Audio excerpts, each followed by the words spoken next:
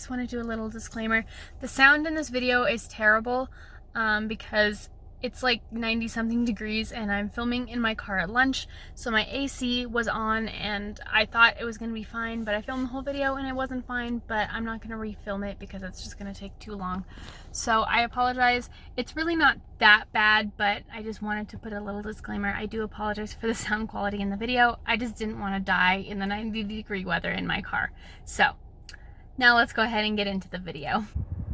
What's up guys, my name is Shelby K and I make videos all about living that vet tech life. Are you interested in becoming a vet tech and not sure where to start? Well, in this video, I explain the steps you need to go through to become a veterinary technician. So I just want to start this video by saying I'm going to be focusing only on the technician aspect of the veterinary field. I won't be focusing on the assistant or veterinary or any other type of position. This is just going to be for vet techs. I'm also going to be focusing on just the traditional way of becoming a veterinary technician, which includes schooling. I know not all states require schooling and not all states require you to even be licensed to be a technician, but I am going to be discussing the schooling and licensing track of becoming a vet tech. So that's just a quick little disclaimer so you guys kind of know what to expect from this video. So you've decided that you want to become a veterinary technician. Where do you start? I think the most important place to start when you want to become a veterinary technician is to do your research. There are 3 things I want you to do your research on when you first decide you want to become a technician. The first one is the different positions that you can have. There are many different positions to work in a veterinary field. Technician is one of them. You could also be like a kennel attendant or a veterinary assistant or an actual veterinarian or an office manager, anything like that. There are so many different positions in the veterinary field, so I think it's really important to research the different positions, find out what they require, what is their job, what is their main role in the veterinary practice, so that you know if being a technician is the one that is right for you. As I said, there are so many different ones. You could work in a practice, with any of the ones that I mentioned before. You could be a drug rep, you could work for a food company. There's so many different aspects of the veterinary field that I feel like people don't know exist, and technician is just one of them. So I think it's very important for you to do your research and make sure that technician is the route that you actually want to go. The second and probably most important thing that you need to research if you've decided that being a technician is right for you is to research what your state requires for you to become a technician. Not all states require you to go to school and be licensed. Every state has different laws and regulations as to what qualifies as a veterinary technician, so it's really important to get on your veterinary board website for your state and find out what is required to be a veterinary technician in your state. If your state does require schooling, I think it's also very important that you kind of look into the schooling options that are around you. The third and final thing that I think is really important to do your research on, and this isn't necessarily doing your research, it's not like sitting down and reading articles and things like that, is to actually get your foot in the door at a veterinary practice. You can get in shadow, which is pretty much where you go into a veterinary clinic for a day or two, or maybe regular days throughout the week, and you kind of follow around either a technician or a veterinarian or someone who works there and kind of see what they do throughout the day. You could also volunteer. We had a volunteer that worked at my clinic for a while. We just hired her on actually. But she volunteered once a week. She would come in, she would do the laundry, she'd walk and feed the animals, she'd help us clean, she'd stock, but she was a volunteer and she did it to kind of get her foot in the door because she eventually wants to become a technician. I think it's really important for you to get a little bit of experience of what working in a veterinary clinic is going to be like, because it really is not for everyone. I have seen so many people who have gotten their first job in the veterinary field and they've decided this is what I want to do, this is what I want to do, and they actually work in the clinic and they absolutely hate it. They decide it's not for them and they go and do something else. So I think it's really important for you to kind of get your foot in the door, shadow as much as you can, volunteer as much as you can before you really commit to joining like a veterinary technician program or something like that. So the second step, and the next 2 steps you can kind of go, they don't necessarily have to be in the same order, but this is the order I would recommend doing them in, and that is to go ahead and apply for some sort of job in a clinic or to get a regular volunteer schedule. As I said, I think it's really important for you to get as much experience as you can, especially if you're just starting out. It's going to help you in the long run. It's going to help you in your classes when you're in school because you'll actually kind of understand a little bit of what they are talking about.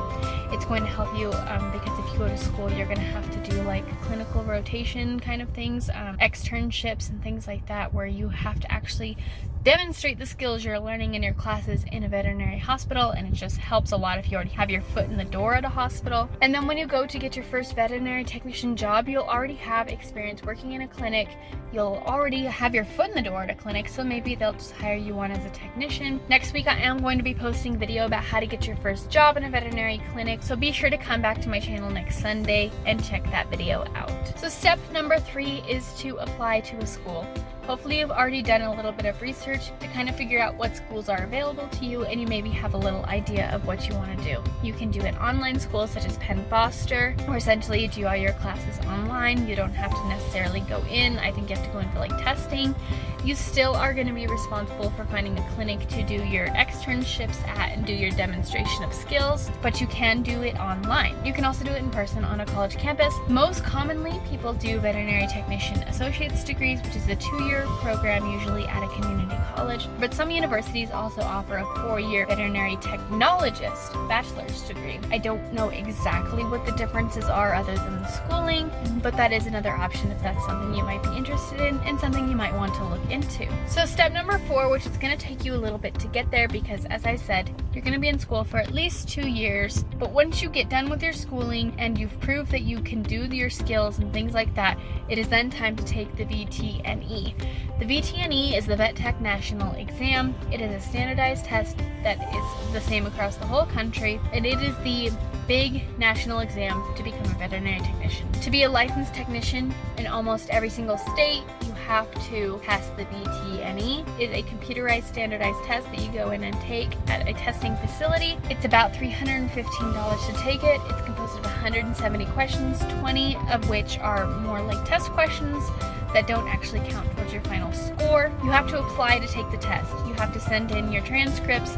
You have to send in a whole bunch of stuff to be able to take the test, and they have to approve you before you can schedule it, because they don't want just anyone taking the VTNE. Some states do allow people who have not gone through schooling and things like that to sit for the VTNE, but you have to go through a bunch of hoops to kind of get there to prove that you actually know the material that's going to be on the exam and that you actually have the skills to be a veterinary technician.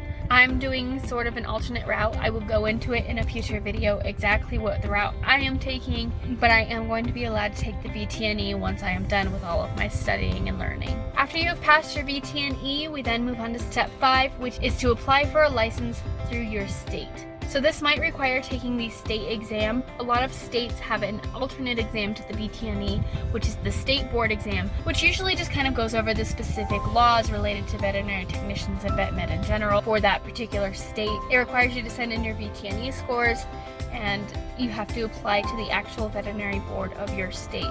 Then they will review your application, review your credentials, and decide whether or not you will make a good technician. Once you have applied to your state veterinarian and they have approved you, you will then receive your license and you will be an official veterinary technician who has all of the ability to do anything a technician can do in your state. It may seem like a lot of work, and that's because it is. Becoming a licensed technician is not going to be easy. It's not going to be always fun. It's going to be a lot of hard work.